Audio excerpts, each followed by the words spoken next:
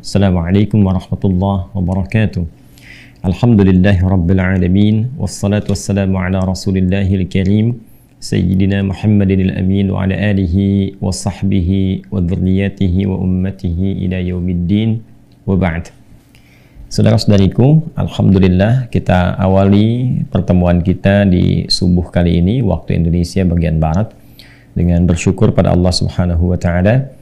Alhamdulillah kita diberikan kesempatan kembali untuk berkehidupan sesuai dengan ajal yang telah Allah tetapkan, dan tentunya kita bermohon taufik dari Allah Subhanahu wa taala agar senantiasa diberikan bimbingan, menyiapkan dan menjalani aktivitas kehidupan kita sehingga mendapatkan ridha dari Allah Subhanahu wa taala dan menghasilkan kesuksesan dunia dan kebahagiaan akhirat. Tentu dalam sambungan kita saat ini beberapa kawan-kawan terhubung di tempat yang berbeda. Bila di sini saat ini telah melewati waktu subuh, di beberapa tempat mungkin waktunya cukup berbeda, bahkan mungkin ada yang malam dan ada yang sore, atau bahkan boleh jadi masih tengah malam belum tiba waktu subuh. Mudah-mudahan semua kondisi ini selalu terjaga untuk membangun ketaatan pada Allah Subhanahu wa taala. Alhamdulillah kita telah sampai pada penanggalan 27 Sya'ban 1444 Hijrah. Tak terasa insya Allah 2 hari ke depan, Selasa, Rabu, tepat tanggal 29 Sya'ban hari Rabu 1444 Hijrah. Tentu di tanggal 29 ini akan menanti terjadinya konjungsi posisi yang ijtima, ya, kalau dalam bahasa fikih, dalam bahasa astronominya disebut dengan konjungsi, saat berada dalam posisi yang sejajar antara bumi, matahari dan bulan berada pada titik yang sama di ufuk 0 derajat, dan tentunya akan mendekat kepada maghrib nanti akan dilakukan ru'yat. Dan insya Allah seperti pernah saya sampaikan, waktu Ramadan di tahun ini akan sangat besar kemungkinan, hampir tidak ada kemungkinan yang untuk berbeda, tapi besar kemungkinan akan sama.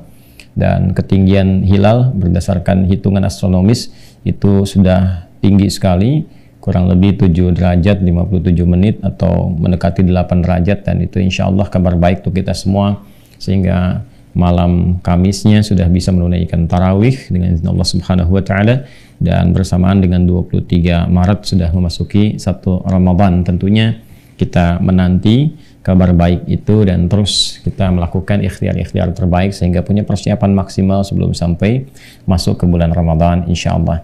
Untuk itulah kita mengaji, membekali kembali seperti yang sering saya ungkapkan, saya janjikan. Terkadang ini baru pulang kegiatan dari beberapa tempat. Alhamdulillah Allah berikan kesempatan dari beberapa bulan yang lalu untuk menata, membersamai beberapa daerah, membangun masjid.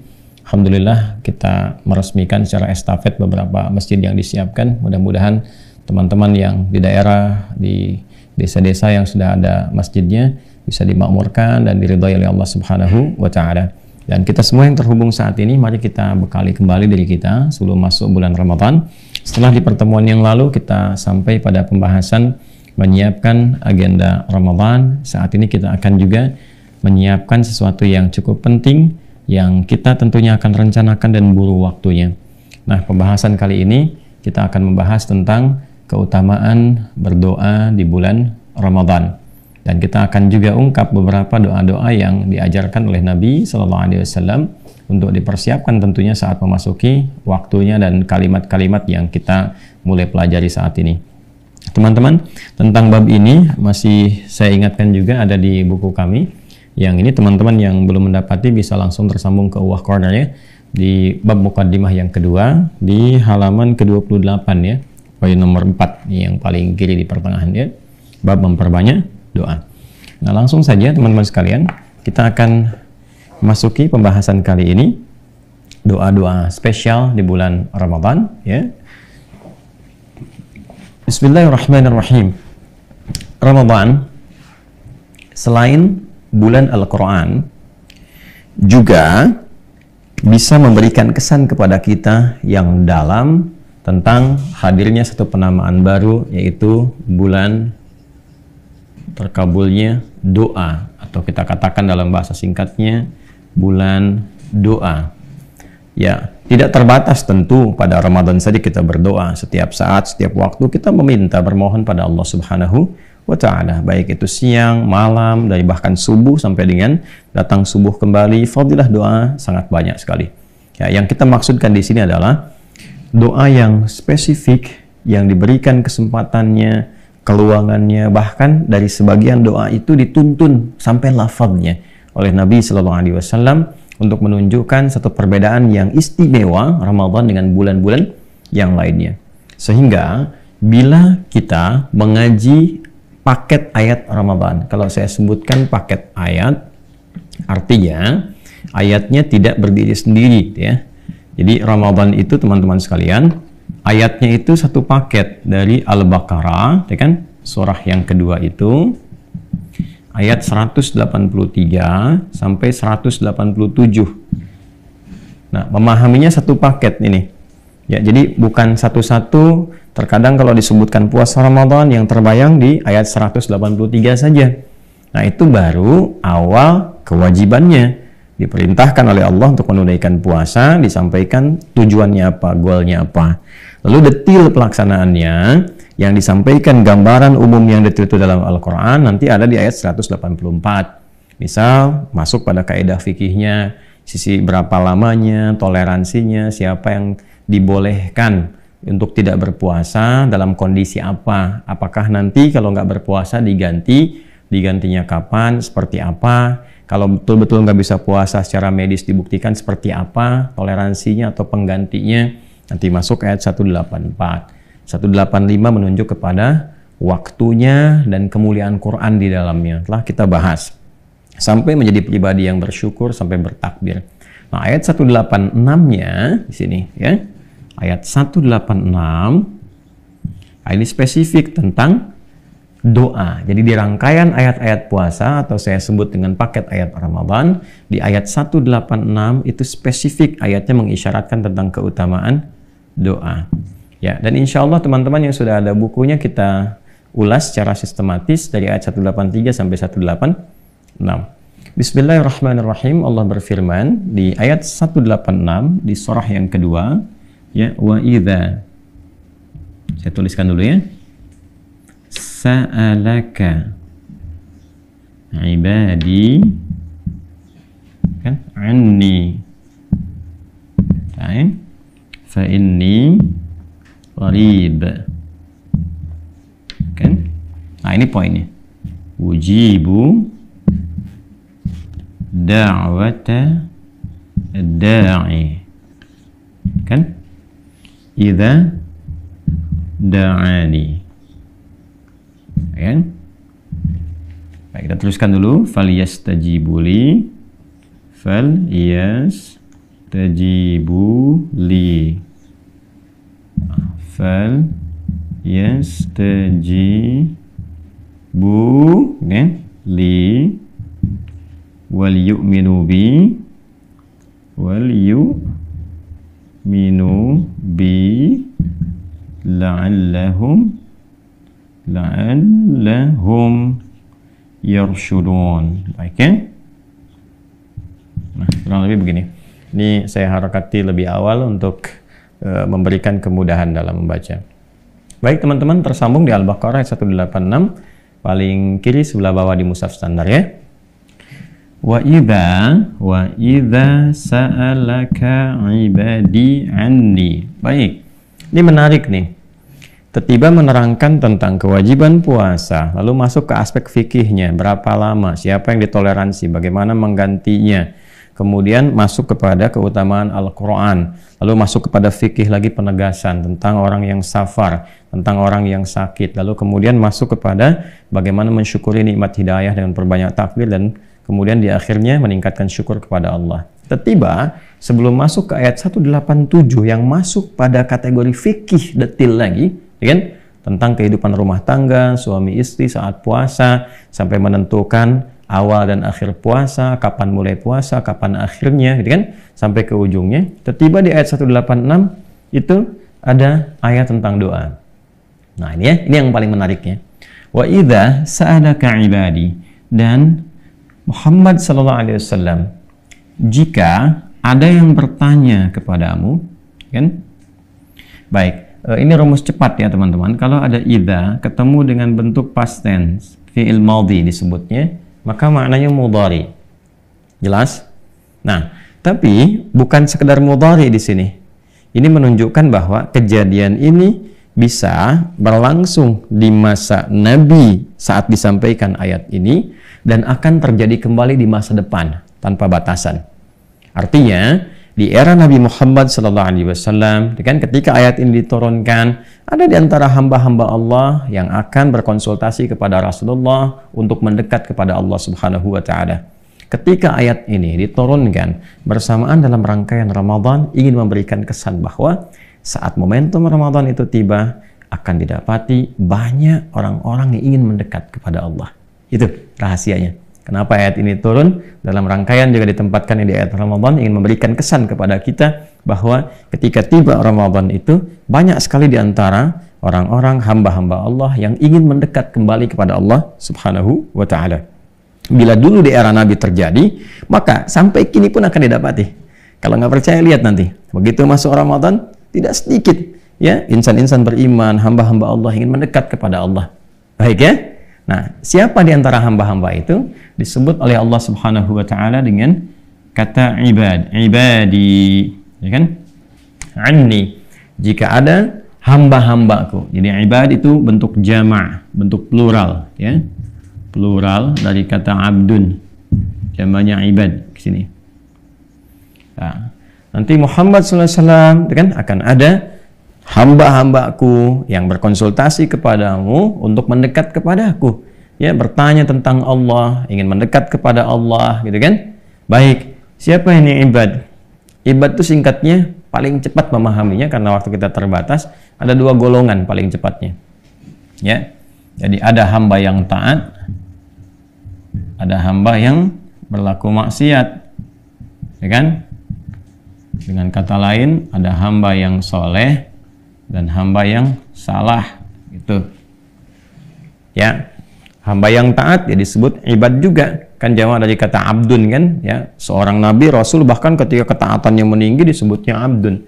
Rasulullah SAW ketika beliau menunaikan Isra kan dan Mi'raj disebutnya kan abdun. Subhanalladzi asra bi'abdihi. Demikian dengan rasul dan nabi-nabi yang lainnya. Terus kita juga yang bukan nabi, bukan rasul, ketika kita taat kepada Allah dari ujung kepala sampai ujung kaki, direfleksikan dari hasil sholat itu dengan menaati Allah. Kan sholat kita taatkan ruku, sujud, lalu kita praktekkan dalam kehidupan, kan? Nah, itu dari ujung kepala sampai ujung kaki ketika mendekat kepada Allah yang Rahman, yang Maha Kasih, maka namanya disebut dengan ibad. Di surah Al-Furqan itu yang sangat viral, wa ibadur rahmanil ladzina yamshuna 'alal ardi hauna wa idza khatabahumul jahiluna qalu salama. Hamba-hamba Allah yang sangat penyayang itu, ya, hamba-hamba Allah, Allah yang punya sifat penyayang yang tanpa batas itu mendapatkan percikan kemuliaan yang Allah berikan kepadanya. Di antaranya apa?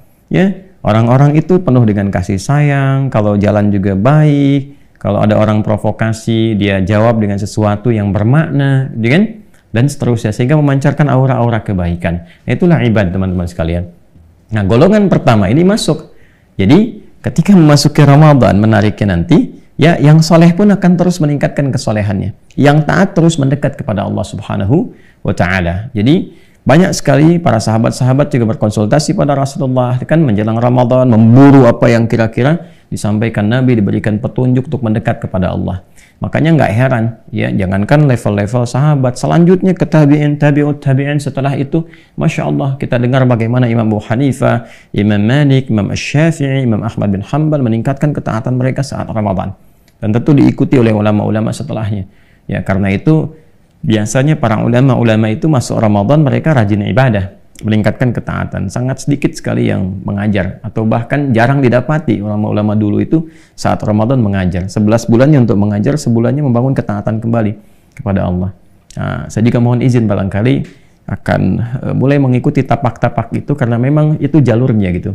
Ya, jadi mohon izin berkenan teman-teman, 11 bulan telah kita berikan untuk mengajar. Jadi izinkan yang sebulan kita mengistighfari diri, mengevaluasi kembali, meningkatkan apa yang kita mampu lakukan untuk mendekati Allah Subhanahu wa Ta'ala dan mengikuti tuntunan Rasulullah SAW. Ini golongan pertama, Ya, jadi orang soleh pun meningkatkan lagi ketaatannya, membangun kedekatannya dengan Allah Subhanahu wa Ta'ala. Baik, kemudian yang kedua juga ini, ada yang kedua nih pelaku maksiat, orang salah. Karena Ramadan itu terbuka untuk semua hamba, bukan yang taat saja, pelaku maksiat pun dibuka pintu untuk kembali, untuk taubat, untuk mendekat, ya kan? Dari mana kata ibad taunya kita juga digunakan oleh Al-Quran untuk menunjuk pada pelaku maksiat. Misalnya Quran surah ke-39, ya, Quran surah ke-39 Az-Zumar ayat 53, ya. Ketika Allah menyampaikan qul ya ibadiyalladzina asrafu ala anfusihim la taqnatu mir rahmatillah. Ya Muhammad SAW katakan, sampaikan pada hamba-hambaku. Ini pakai ibadi juga, qul ya ibadi. Ya, sampaikan Muhammad SAW pada hamba-hambaku, ya hamba-hambaku kata Allah, yang telah merasakan, mengakui, sadar telah banyak berbuat maksiat, banyak berbuat salah. Ya, lalu ada getaran di hatimu. Nah, ini sesuatu yang penting untuk digarisbawahi. Sering saya katakan, seburuk-buruknya manusia melakukan sebuah perilaku yang salah, kasih sayang Allah akan selalu melekat pada dirinya sebelum nyawanya sampai ke kerongkongan. Itu selalu ada getaran itu. Ya, Anda tanpa sadar kadang-kadang juga, kok bisa Anda harus membuka misalnya channel YouTube dari kami atau mendengarkan tausiah, tiba-tiba kok kesini ngekliknya gitu kan, tiba-tiba kok lewat di depan masjid, ya. Sementara selama ini perbuatannya kayaknya sudah berlumur dengan dosa, berlumpur dengan maksiat, kok bisa? Nah, itulah petunjuk kasih sayang Allah. Cepat jemput tuh. Dan banyak sekali orang-orang yang menjadi istimewa di hadapan Allah, ternyata pada mulanya banyak berbuat maksiat dan dia memilih taubat. Dan taubatnya itu yang sangat luar biasa, menggugurkan dosa, merubah penampilannya, yang setelah itu tiba kemudian tanpa dia sadari mendekat kepada ajalnya, dan dia wafat dalam keadaan yang sangat indah, ya. Nah, ini mahal sekali. Hebat, ya, alladzina asrafu, ya, yang telah merasa berbuat banyak kesalahan, ya, banyak dosanya. Qul ya ibadiyalladzina asrafu ala anfusihim, dia memvonis dirinya udah banyak dosanya dan sebagainya. La taqnatu mir rahmatillah, jangan putus asa dari rahmat Allah Subhanahu wa Ta'ala. Nah, rahmat itu yang saya maksudkan, getaran kepada jiwa kita, terlintas di pikiran, apa ada kesempatan bagi saya menjadi baik. Demi Allah saya katakan, ketika Anda mengambil kesempatan itu dan menata lebih baik, itu Allah akan hapuskan kesalahan, dan semua kisah Anda akan dirubah oleh Allah menjadi yang baik-baik. Bahkan yang buruk, yang lampau pun ketika masuk media diceritakan, itu jadi inspirasi, jadi kisah, jadi lebih baik, bukan cemoohan lagi. Ya, dulu mungkin tampilannya nggak bagus, dicemooh orang begini, walaupun mungkin Anda bisa membuat orang lain tertawa, orang lain bisa senang, dari situ mendapatkan penghasilan dunia, materi, tapi Anda gelisah, Anda nggak tenang, ya kan? Begitu Anda menata, mengambil hidayah Allah ini, tiba-tiba kemudian ketenangan Anda dapatkan. Sesuatu yang mungkin Anda nggak pernah dapatkan dari dulu, Anda idam-idamkan, betul. Begitu dapat itu, lalu Anda mengambil untuk berubah, pelan-pelan jadi lebih baik, kisahnya akan dirubah. Yang dulu ditutup, berganti jadi inspirasi kebaikan. Itulah ibad. Ya, innallaha yaghfiru dzunuba jami'a. Sungguh Allah menegaskan akan mengampuni semua dosa tanpa kecuali, sepanjang hambanya mau kembali. Nah, apa kaitan dengan doa? Ini, jika ada hambaku yang mau mendekat kepadaku, kata Allah, ya, bertanya, berkonsultasi pada Muhammad SAW tentangku, fa inni qarib, maka cepat katakan, sampaikan kepadanya, ini sungguh aku qarib, begitu dekat. Ini kalau di psikologi ini sangat luar biasa. Ya, kalau Anda bertanya begini, Ustaz Adi jadi datang nggak, gitu kan? Lalu dijawab oleh Anda, beliau sudah dekat, kan? Dengan jawaban yang kedua, belum ada kabar nih, kan? Bukankah jawaban pertama memberikan kesan berbeda kepada hati? Sudah dekat, ya kan? Ada kesiapan untuk menanti, kesiapan untuk mendengar, dan sebagainya. Perhatikan, ketika Anda bertanya, ya Rasulullah, saya ingin mendekat kepada Allah. Bagaimana saya bisa berkomunikasi? Bagaimana saya bisa mendekat? Fa inni qarib, katakan Muhammad SAW, Allah sangat dekat. Begitu sudah merasakan kita jawaban itu, dan merasakan di jiwa kita kesiapan untuk mendekat kepada Allah, apa yang langsung Allah jawab kepada kita? Sebelum minta, lihat ini. Ujibu da'watad da'i idza da'an. Ini poinnya. Ya, biasanya motif orang mendekat kepada Allah kan dua, kan? Kalau bukan meminta, dia bertobat, kan? Coba, kalau nggak percaya, kan? Umumnya kan dua itu, kan? Coba kalau, mendekati Allah, saya kan kalau lagi susah, gitu kan? Lagi ada masalah, baru tahajud, ya kan? Baru baca Quran, baru mengadu, ya kan? Ya, atau kalau orang-orang soleh nggak harus tunggu masalah, Ya, dalam setiap sholatnya berdoa. Dia mau belajar berdoa, mau bekerja berdoa. Orang saleh menautkan dirinya kepada rahmat Allah Subhanahu wa Ta'ala. Sama. Yang kedua, ada orang mau taubat, dia mendekat kepada Allah kan. Mulai ke masjid kan. Awalnya mulai malu-malu ngambil saf belakang, dempet-dempetin tembok, mendekati tiang, kemudian mulai maju merapat ke pojok bagian depan. Lama-lama merasa tenang, nyaman, ya kan? Ya kan? Jadi kalau bukan dia memohon untuk karunia berupa rahmat, atau dia memohon untuk karunia berupa taubat, ya kan? Maka sebelum meminta keduanya Allah sudah jawab. Ujibu da'watad da'i idza da'an. Ini poinnya. Sebelum meminta loh, Allah sudah tahu karena Allah pencipta kita, ya kan? Dan menggunakan fi'il mudhari, ujib. Ya. Karena ini idza ketemu sa'ala, maka langsung dijawab pakai mudhari, ujib. Baik yang sekarang berkelanjutan sampai kapanpun. Engkau meminta kepadaku, ujib, aku pasti akan jawab. Jadi fikih doa itu begini, fikih doa itu, doa kapanpun dimohonkan, itu sesungguhnya formulasi awal itu pasti dijawab. Dijawab. Itu. Dan dijawabnya sesuai kebutuhan, bukan keinginan, ingat ya. Karena Allah hanya mengabulkan apa yang Anda butuhkan, bukan apa yang Anda inginkan. Catat tuh ya, Anda boleh jadikan status, boleh. Allah hanya mengabulkan apa yang Anda butuhkan, bukan apa yang Anda inginkan. Jadi, ketika apa yang Anda mintakan bermaslahat, sesuai kebutuhan, ada maslahatnya, dan sifatnya adalah, sifat maslahatnya, ini yang dahsyat pemberian dari Allah itu. Dunia akhirat. Dunia akhirat. Jadi kalau yang Anda minta itu sesuai maslahat dunia dan akhirat Anda, Allah berikan. Ya, kalau belum sanggup Anda terima itu saat ini karena belum siap, nanti ditangguhkan. Sama dengan pertanyaan begini. Ya, mohon maaf sekali. Anak Anda usia 5 tahun, dia minta diberikan motor dan Anda sanggup punya hartanya, Allah titipkan pada Anda, diberikan nggak? Tidak. Tunggu dia sampai usia yang cukup dan dibenarkan secara undang-undang bisa mengendarai motor. Anda baru berikan. Sama, terkadang saya, Anda, kita meminta sesuatu, saat ini belum siap, belum pas. Pada waktunya Allah berikan.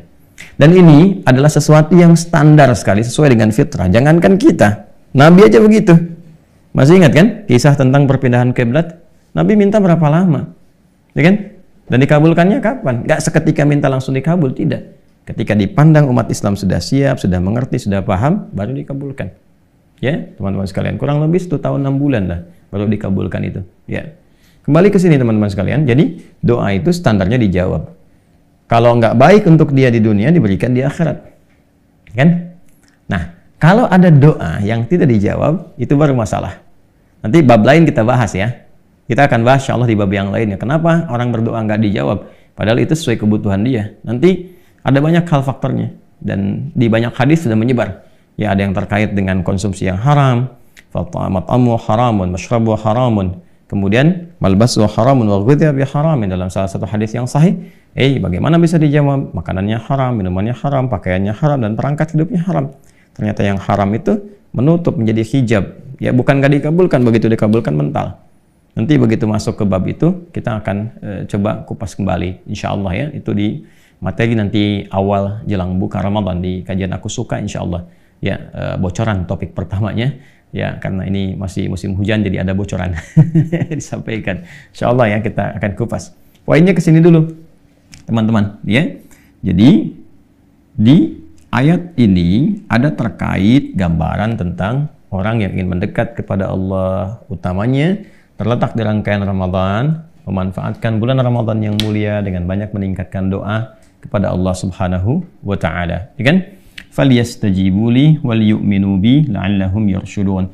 Maka kalau doanya cepat ingin dijawab, dikabulkan, cepat pula respon seruanku, kemudian bangun keimanan yang kuat kepadaku supaya kalian mendapatkan petunjuk-petunjuk kebaikan yang membimbing kalian pada apa yang kalian mintakan. Bagian ini saya bahas nanti ya, saya akan konsentrasi dulu, fokus pada yang dikotaki ini terkait dengan doa-doa dalam Ramadan. Baik teman-teman, apa saja doa-doa yang kiranya dianjurkan Bahkan diajarkan lafaznya oleh Nabi Sallallahu Alaihi Wasallam saat masuk pada bulan Ramadan yang kiranya beda dengan doa-doa yang lain. Kita ambil satu dulu di subuh ini karena waktu kita terbatas. Kita akan ambil doa yang mengantarkan kita pada ibadah pertama saat memasuki Ramadan. Nah, ibadah pertamanya jangan lupa bukan siang, tapi malam. Ya, jadi begitu Rabu nanti ada ru'yat, kemudian diputuskan misalnya ketinggian hilal ini sudah mencukupi, bahkan di atas yang standar. Insya Allah besok sudah mulai puasa. Jadi begitu dikatakan tanggal 1 Ramadan bersamaan dengan 23 Maret, ya kan? Di hari Kamis ya. Ya, bersamaan dengan itu malamnya kan tarawih. Di malam Kamis tarawih kan? Berarti malamnya sudah masuk malam pertama Ramadan. Nah, ketika masuk malam pertama Ramadan, di malamnya ada doa apa? Yang spesial untuk Ramadan saja. Nah, kita keluarkan dulu supaya nanti bisa menjadi pendampingan saat masuk malam pertama Ramadan. Kita ambil dulu hadis riwayat At-Tirmidzi. Ini di beberapa kitab hadis dicantumkan ya.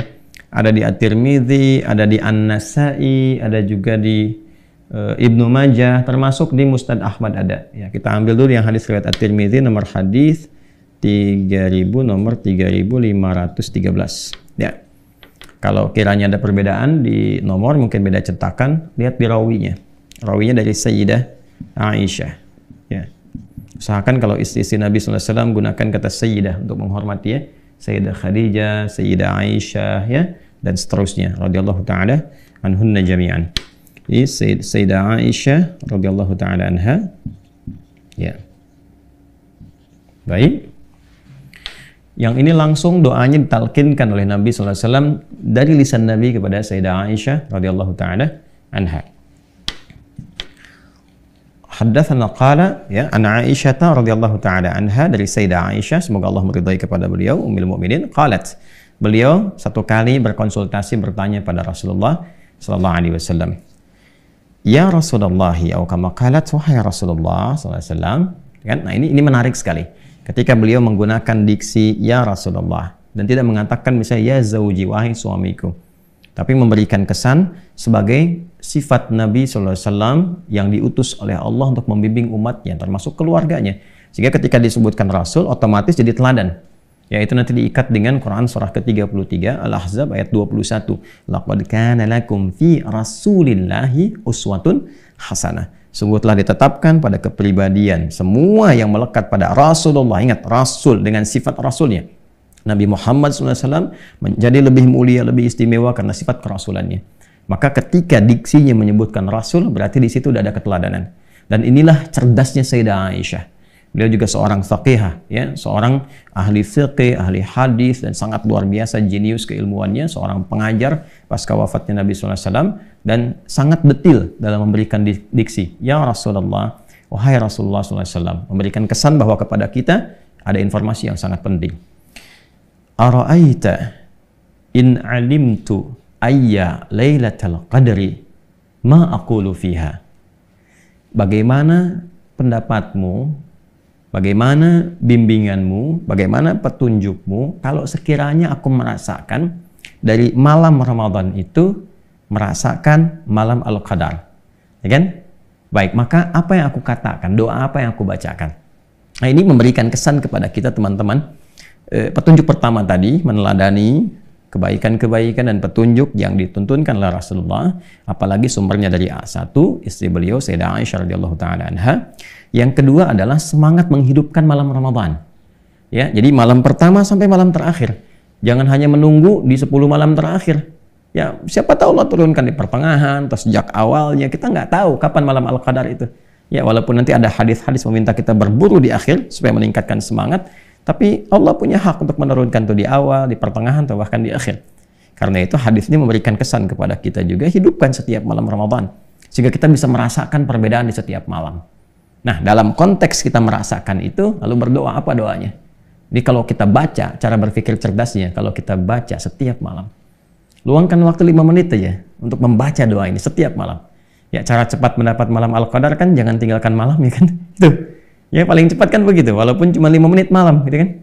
Nah, kalau aku merasakan getaran itu, apa yang aku baca? Jadi ini doa khusus di malam Ramadan, dan para ulama biasanya menempatkan doa ini di jeda-jeda tarawih. Jadi begitu 2 rakaat selesai, atau yang pakai 4 rakaat selesai, jeda dulu. Tenangkan dulu sampai hati merasakan ketenangan. Makanya disebut dengan tarwihah, jamaknya tarawih. Ada jeda yang menenangkan kepada jiwa. Ya, apa yang dibaca? Kata Nabi, quli, ya, maka katakanlah, berdoalah. Nah, ini doanya ya.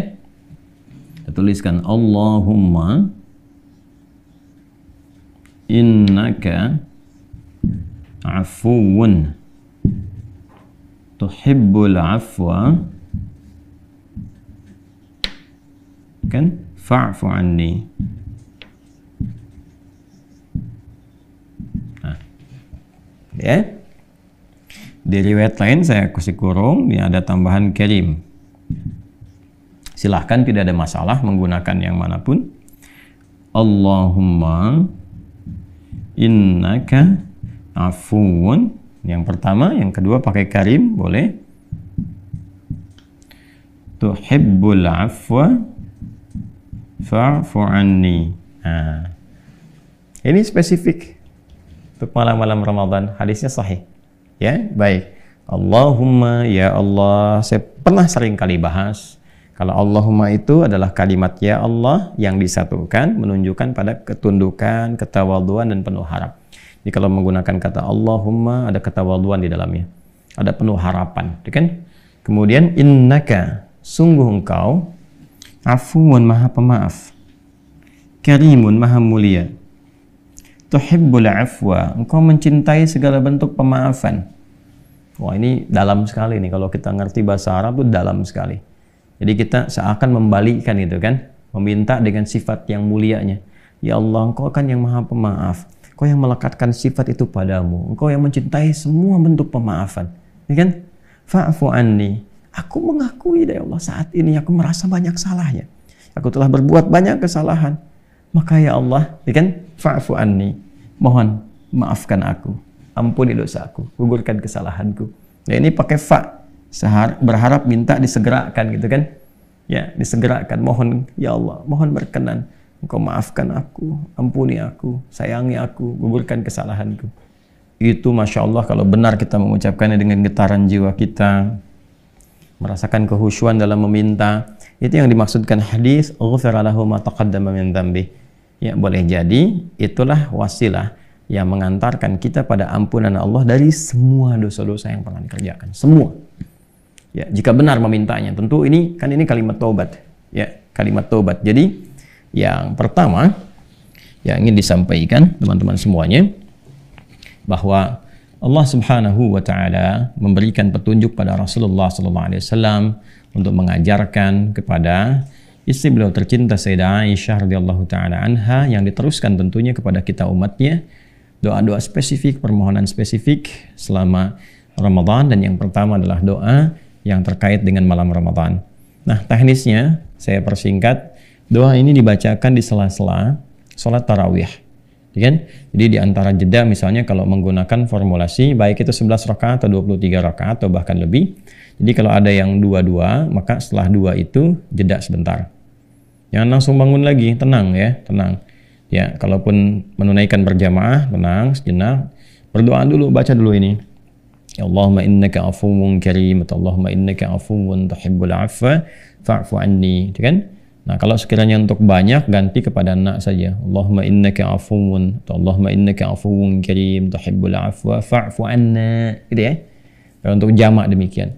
Nah, kadang-kadang di beberapa masjid diingatkan, ada salah satu yang mengingatkan kepada jamaah membacakan, karena nggak semua orang tahu itu cara berpikirnya ya. Jadi jangan langsung berpikir, oh, ini salah, ini bid'ah, ini begini. Tidak, Anda berpikir yang lebih bijak, ya, berpikir yang lebih bijak. Kalau sudah pada tahu ya tinggal dipraktekkan. Kalau di masjidnya sudah pada tahu, ya silahkan masing-masing. Tapi beberapa masjid ada yang belum mengerti. Makanya ulama kita dulu nggak banyak teori, dibimbing langsung di lisannya untuk ditalkinkan, disampaikan. Ya, jadi ada, silahkan kalau misalnya sudah pada mengerti, kita ajarkan sekarang, minta masing-masing.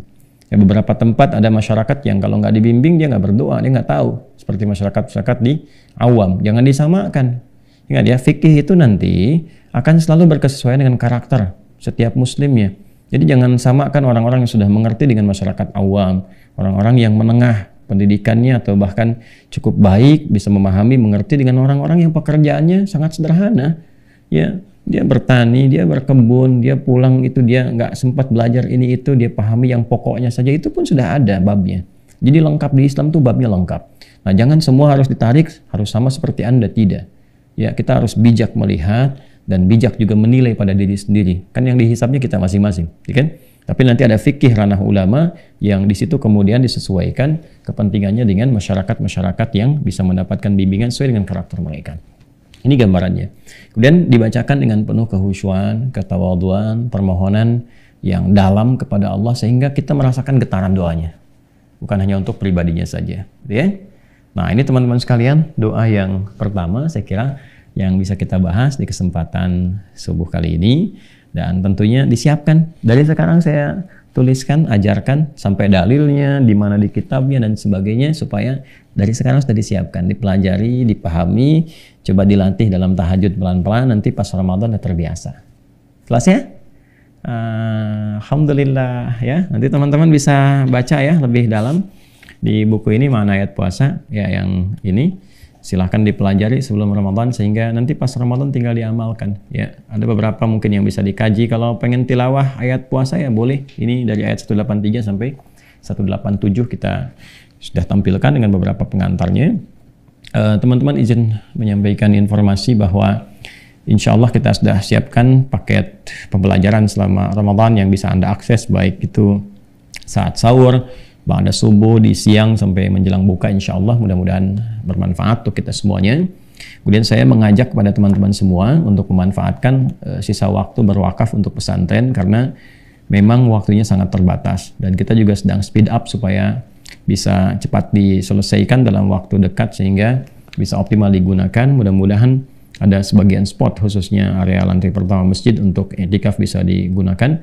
Bagi teman-teman yang ingin berwakaf masih ada kesempatan di rekening yang sama seperti pernah saya sebutkan sebelumnya, yaitu di Bank Syariah Indonesia, nomor rekening 111 3 kali satunya ya, 111 4444 4 kali 4-nya 142 1114444 142 atas nama Yayasan Ma'had Islam Rafi'ah Akhyar. Kemudian yang kedua, teman-teman yang di Mira saya kira sudah tercukupi kuotanya, jadi mohon izin akan ditutup terlebih dahulu. Menjelang ke Ramadan akan dirapikan data dan insya Allah barangkali kalau tidak di awal Ramadan itu nanti kita bertemu untuk saya berikan motivasi, apakah nanti sesinya Zoom atau bersama dengan STUAH sehingga bisa menyiapkan agenda Ramadan juga mungkin dengan PKU keseluruhannya. Bersiap-siap saja untuk diinfokan pada teman-teman semuanya ya. Diaktifkan ya, diaktifkan. Kemudian untuk teman-teman yang peserta penghafal, saya berharap semuanya menyiapkan dengan baik, tetap optimis, dan teman-teman juga yang ingin ikutan untuk berwakaf ya, paket hafalan, nanti silahkan cek aja di deskripsi, itu ada peluang-peluang kebaikan yang bisa dilihat. Ya, saya kira itu yang bisa saya sampaikan di kesempatan kali ini. Terima kasih atas perhatiannya. Mohon doa selalu supaya kami bisa istiqomah dan dijaga oleh Allah Subhanahu wa taala sehingga tetap bisa mencintai Rasulullah SAW yang itu terrefleksikan dalam bentuk pengajaran-pengajaran yang mudah-mudahan senantiasa dibimbing oleh Allah Subhanahu wa taala. Maafkan saya banyak kekurangan, banyak kekhilafan. Mudah-mudahan teman-teman bisa memaklumi dan bisa mengambil pelajaran dari ustadz manapun yang membuat teman-teman bisa lebih baik. Terima kasih. Allahumma taqabbal minna innaka antas sami'ul alim wa tub 'alaina innaka antat tawwabur rahim. Rabbana atina fid dunya hasanah wa fil akhirati hasanah wa qina adzabannar. Allahumma barik lana ya Allah fi akhir Sya'ban wa balighna Ramadan bi rahmatika ya arhamar rahimin. Wa sallallahu ala sayyidina Muhammad wa ala alihi wa sahbihi ajma'in wa akhiru da'wana subhanakallahumma wa bihamdika nashhadu an la ilaha illa anta nastaghfiruka wa natubu ilaik. Alhamdulillahirabbil alamin. Assalamualaikum warahmatullahi wabarakatuh.